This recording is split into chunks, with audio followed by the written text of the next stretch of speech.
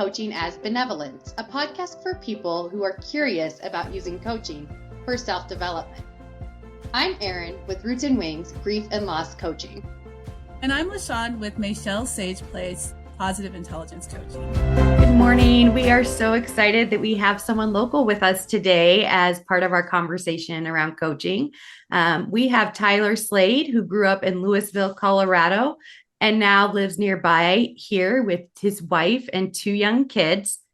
He began his college journey as a student athlete at Wittenberg University, where academic struggles eventually led him to leave school. After being diagnosed with ADHD and dyslexia, he returned to finish his degree first at Front Range Community College here in Colorado, and then at Colorado State University, all while working full-time. His personal experience navigating learning differences is what drew him to this work. Tyler understands how hard school can feel without the right support, and he's passionate about helping students develop tools that actually work for them. Tyler has been with Untapped for 9 years and now focuses on growing the organization and building partnerships that allow more families to access the support they need. Outside of work, he likes being active and spending time with his wife, kids, and dogs, as that is very clear from our conversation about your recent camping experience. So welcome, Tyler. We're so grateful to have you on today. What would you like to share with our listeners that maybe wasn't captured in your bio? Yeah, thanks for having me. I'm really excited. I think that covers a lot of who I am in my background. So obviously, as you mentioned, I grew up, was very heavily into sports. So coaching was something always that was a big part of my life. And then once I was done with that phase, and I wanted to figure out how I could give back in the same way because I had so many good coaches over the years, which kind of brought me into what I do at Untapped Learning. And it was pretty natural transition with some of the challenges that I had, coaching students to support them to overcome some of their challenges. Okay, I'm going to jump in and ask a question because you said good coaches. And since this podcast is all about coaching, What makes a good coach in your opinion, Tyler? I think it's someone who really knows how to adapt to whoever they are coaching, right? Everybody has different styles. Certain people are more receptive to a little bit more hands-on coaching or a little maybe tougher coaching, while other people need a totally different approach. So I think one of the things that I always look for and think back on the great coaches that I had were the ones who knew how to adapt to everybody that they worked with and had a different approach, but also had a really good mix of knowing when to push players and really hold them accountable, and then really when to step back and listen to the players or whoever, the students or whoever they're coaching. When you are coaching students or when you've been coached yourself, what type of coaching strategies worked for you? And how did that show up for you when you were in sports? Yeah, for me, I was somebody who I I liked more of that tougher coaching style, so I needed somebody who was very direct with me. I think I'm somebody who I do really well with direct feedback and just someone being very open and honest. And then, but also somebody giving me the space to make mistakes and learn from it. I think that's always the big thing is having a good balance of guiding somebody in the right direction, but also knowing when to step back and let them make mistakes and learn from it and build their confidence that way. Yeah, that makes a lot of sense in sports coaching as well as in, more of the life coaching realm that LaShawn and I often work in. So what makes your approach at Untapped Learning effective, specifically effective coaching?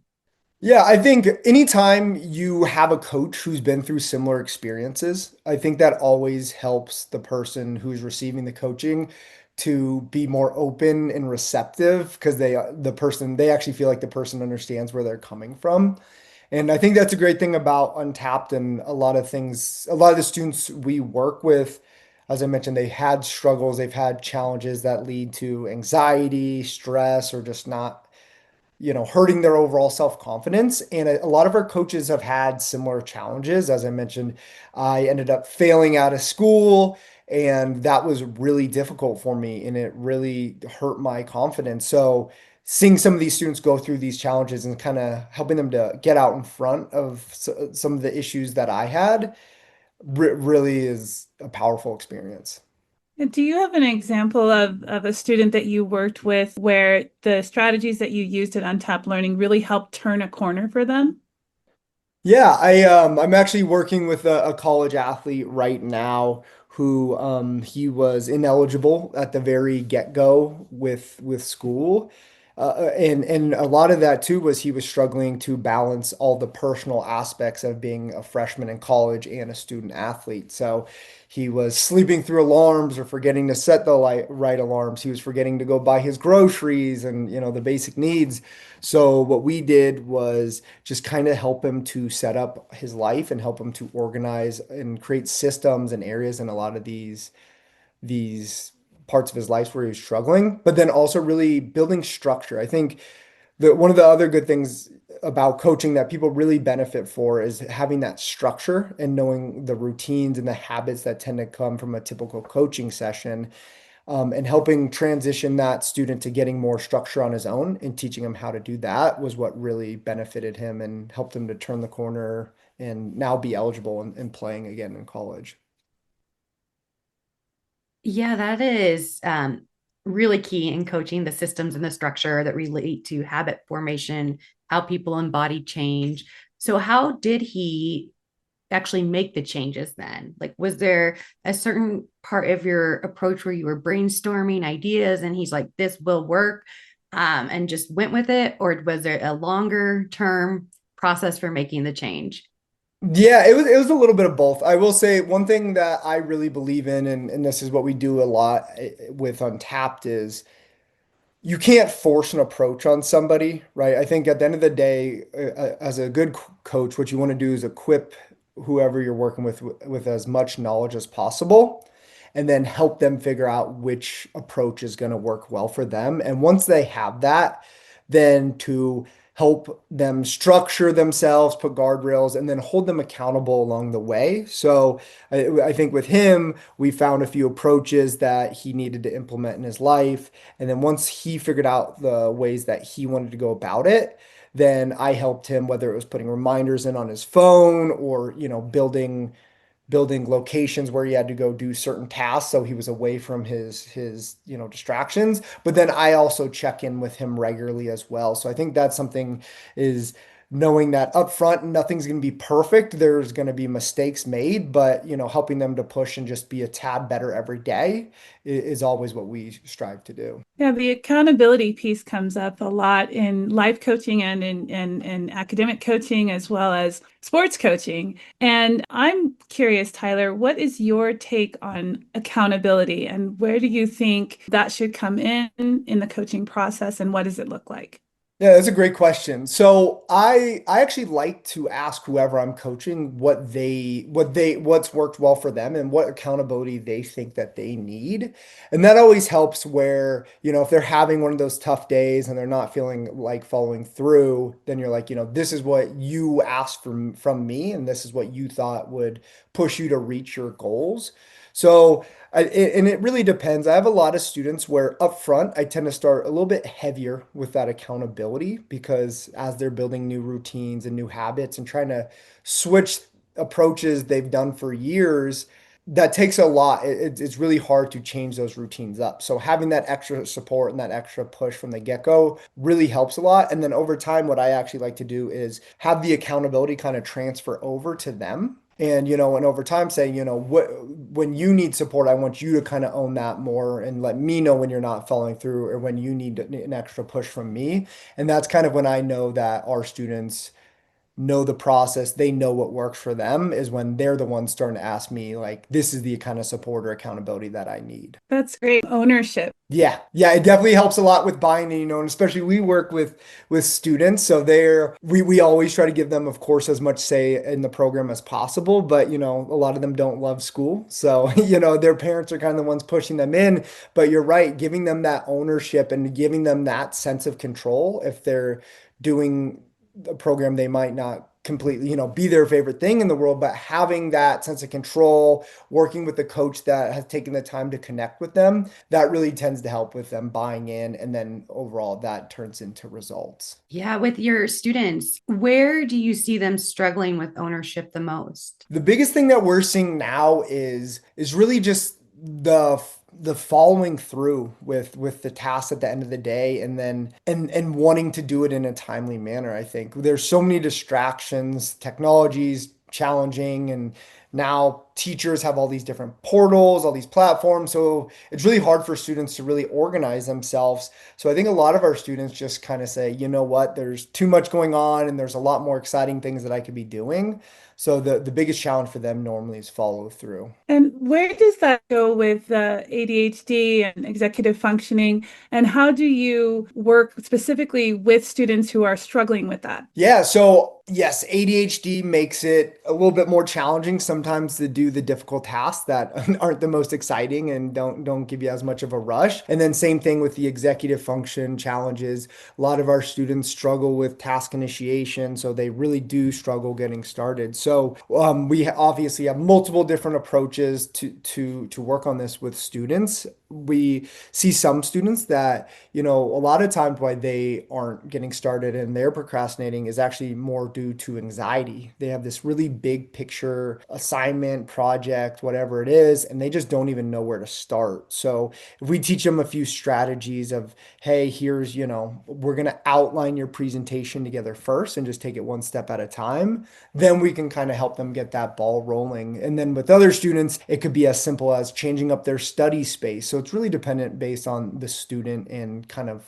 where their challenge lies. At what point in the process do the students say, I need this? Is it sometimes when they're well into the process, or is there a realization that happens earlier on? And what is that like? Yeah, and that's it's very dependent, right? We see a lot of students who are actually asking their parents to come get support for us because they know, I might be doing okay in school, but I'm very overwhelmed by it and I'm spending more time because I'm not efficient and really effective with my time. And then for some students, it takes, a few weeks to months. And then once we really start seeing them buying in and I mentioned this, we really try to build relationships with them up front because we think that's when you are coaching, we think that's a really important piece is taking that time to build that connection, let the student know that you're on their side so that when you do need to hold them accountable and push them to try new approaches, they are receptive because they know that you really care about them and have their best interest. But some students, it takes a little while, like months, and when they really start opening up to the support and seeing that they need it is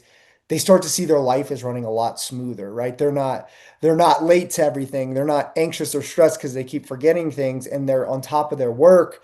And we talk a lot at Untapped about really building discipline. And now if we take that time to build discipline with these approaches, it actually gives us more freedom at the end of the day. And then once students see, hey, I have more free time to hang out with my friends and do the things I really care about, that's where they really start buying in and being more open to the support. I wanted to shift, Tyler, back to your own experience when you were in school. And what would you have liked to have had? What tools would you have liked to have known about when you were struggling in school? Yeah, that's a really good question. There's obviously working in this space now and working with a lot of students with ADHD and who are dyslexic, similar to me. I've learned a lot about some of the tools and strategies, and technology's changed a lot, which would be really beneficial. I'm somebody who, with the dyslexia and the ADHD, it's hard for me to sit still, and reading is also a challenge. So that's obviously a huge part of school. So what I do now with a lot of my students is I'll teach them to go for walks while they're listening to their textbook and take notes on their phone, and a lot of other strategies like that. I think those would have really benefited me, but also just having somebody to sit down and say, what are like your two lead dominoes that would have, helped me get organized, I think would have been my big thing. Because I was always the student who shoved everything in my backpack. I lost my work, so I had to keep redoing it. So having somebody help me to learn more about how my brain worked, and some of the technology around that would have been beneficial. But then also organizing me physically, I think would have made a world of difference. I also am interested in the system, the schooling system. But what are your insights in the system, the schooling system, and where there's opportunity for really supporting those students in the school system and finding that, that they need those tools early so that they're not struggling on their own? Yeah, and teachers obviously have, and schools have a big challenge, right? I think the great thing that we're able to do at Untapped is we work one-on-one, so we can really individualize everything for the student, help learn how their brain works, but also help them understand how their brain works. Because at the end of the day, any good coach, you want to give them the tools so they no longer need you at the end of the day.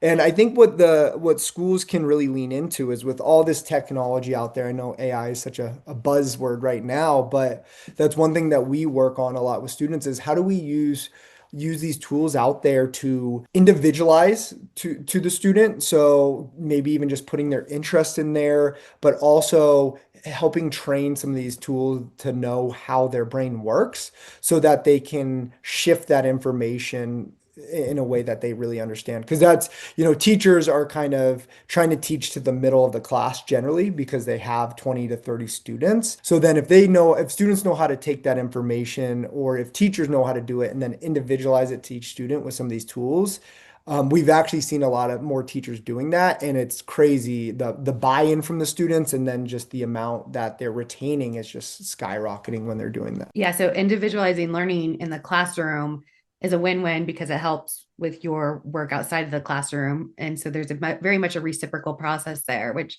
makes a lot of sense. And speaking of more individualized support, you mentioned the messy backpack, and that seems to plague a lot of middle school students that I've encountered. Yeah. But oftentimes that can coincide with being creative or having these really key strengths. So LaShawn and I talk a lot about strengths-based coaching and how strengths fit in to our own coaching processes, but would love to hear more about how that shows up in your world, and how you may do some strength spotting with students and help them utilize their strengths. Yeah, that's a really great question. So one of the first things we always do is sit down and just do like an initial assessment with students. And a lot of that is to figure out where their strengths are. I think to your point, the best thing you can do as a coach is first figure out where those strengths are, because that's generally where they're going to be most confident. And then you can lean into those when you're trying to build some of these other skills.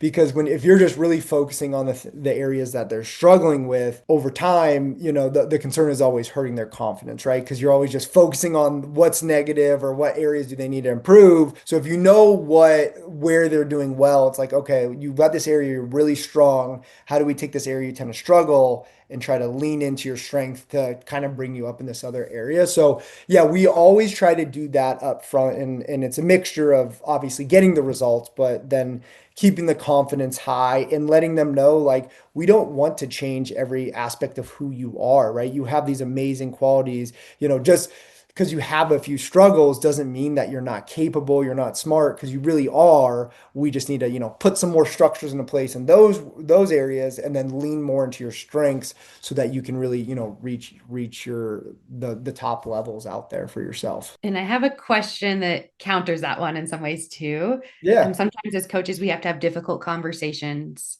with our clients or students or individuals when things maybe aren't going well, or when we're seeing these patterns of behavior persist. What is your approach to having a difficult conversation? Yeah, this goes back to, I always spend a lot of time up front building that relationship. I think if whoever you're coaching knows that you really care about them and that you want what's best for them, it's a lot easier to have that conversation as the coach, but it's also a lot easier for them to be receptive to it versus immediately shutting down or getting defensive. So I think upfront building that connection, and then also setting goals with them and saying, these are the goals you set, and I'm here to support you to reach these goals. And you're not owning this piece of it. So, at the end of the day, we need to figure out, is it something we need to change, or are these even the right goals for you? Are you willing to put that work in there? And I think the conversations, it's still always a hard conversation, but if you have that foundation set from the get-go,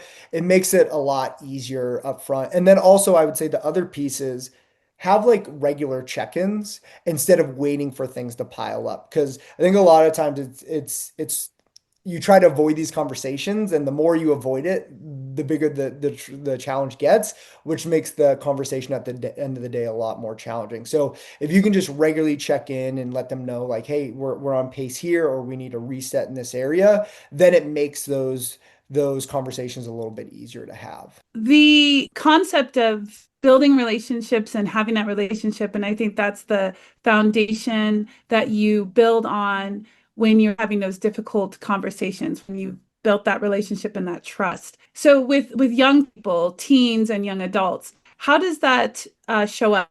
Yeah, so a lot of what we do that's, a little bit different. Our approach with executive function coaching is a little different than other people's out there, because we, from the get-go, will do an intake, and we really just try to pair based on interest, personality, and make it a little bit more natural up front versus trying to force a relationship that, or a connection that might not be as natural. And then it's really so dependent on the type of student we work with. We work with really wide-ranging group of students. So we have, say, maybe more anxious students where for them we'll go for a walk, or we'll sit and draw together, and then they'll tend to open up with us over time.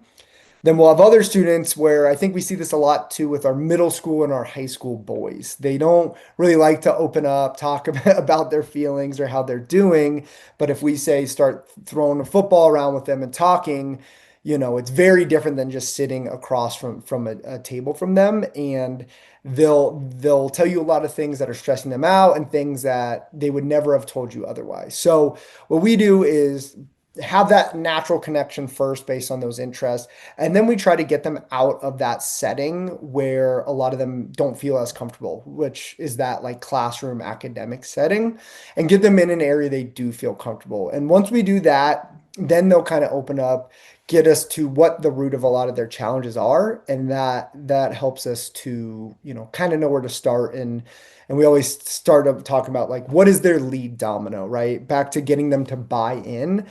We want to give them those early wins early on. So then that way, when things aren't going as good, or we do need to hold them accountable, they remember, okay, this has been successful and it's worked a lot in the past. So finding the lead domino that's going to give them that early win will get them to buy in a little bit more in the process, but also help them to be willing to put in more work over time to get those results. Yeah, that's great. It's meeting them where they're at, just like we do in life coaching and other spaces.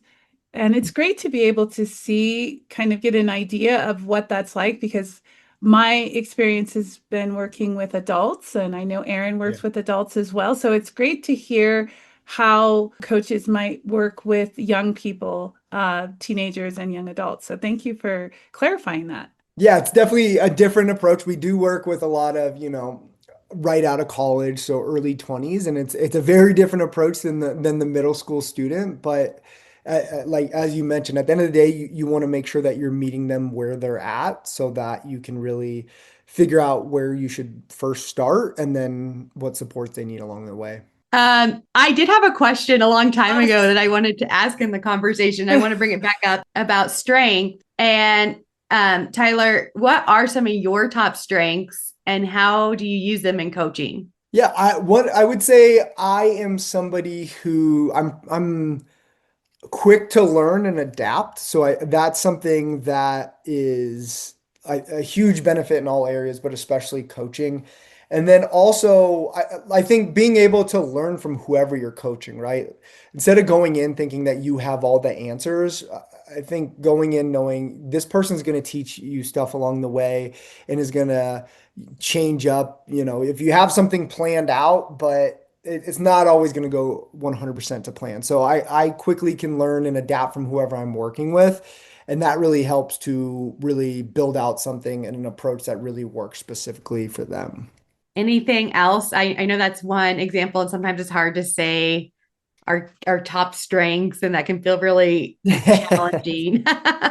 But maybe one or two other examples as well, because I think coaching is such a strengths-based profession and approach, and I think sometimes it draws a particular set of strengths out in those providers, and would love to hear more about yours.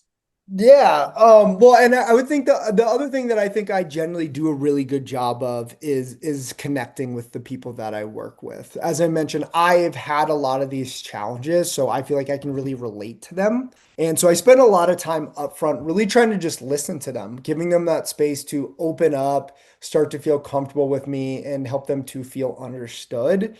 Anytime you are coaching somebody, just letting them know, I know I've touched on this a few times, but letting them know that you're really on their side and that you're there to push them to be the very best and based on their goals, right? And I think that's also something that's really unique for a lot of the students that we work with. A lot of times they don't even think about what their goals are. A lot of people just talk about like, what do your parents want for you and all that. So giving them that space to voice what they want from themselves and their lives is something that really is a strength that I try to lean into, is just taking that time to listen and to connect with them so that they do listen to me at the end of the day when I'm trying to guide them to grow. That's great. Thank you so Before, much. yeah, thank you. Before we get into our coaching nuggets of wisdom, Tyler, was there anything else you wanted to make sure you shared today in our conversation?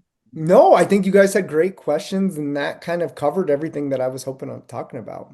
Okay, great. Well, at the end of our episodes, every single time we offer coaching nuggets of wisdom from our conversation that we just had. So, LaShawn and I can go first as an example, and then we'll ask you to share one at the end. Yeah. And these are just information that really stood out to us from the recording today.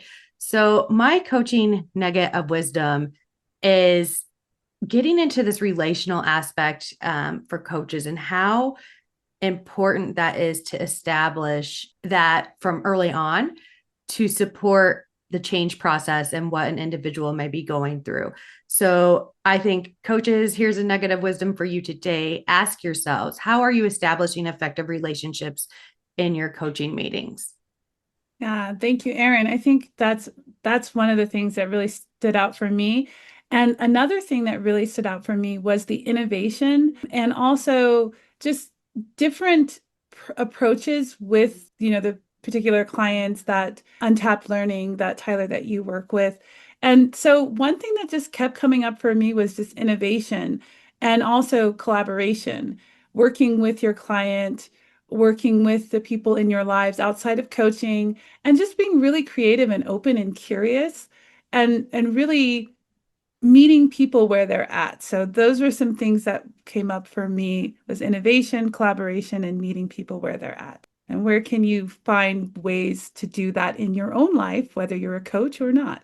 So Tyler, you want to share your coaching nugget of wisdom? Yeah, my nugget of wisdom would be to upfront really take that time to set expectations with whoever you're working with and help them to set goals, and not necessarily the goals that you have for them, but what goals that they have for themselves.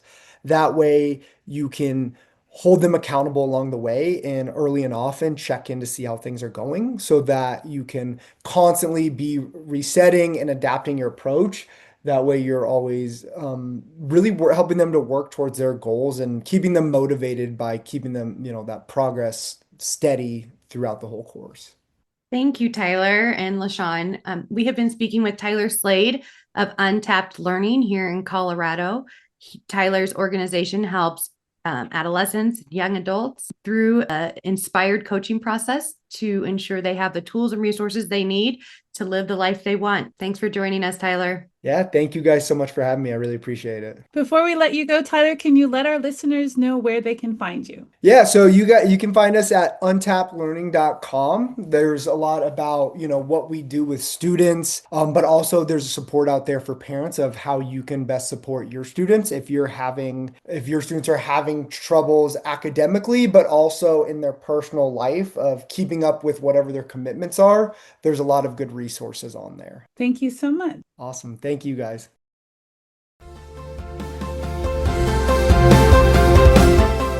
Thanks for joining us for Coaching as Benevolence. I'm LaShawn with Michelle Sage Place, Positive Intelligence Coaching. And I'm Eryn with Roots and Wings, Grief and Loss Coaching. Have a benevolent day.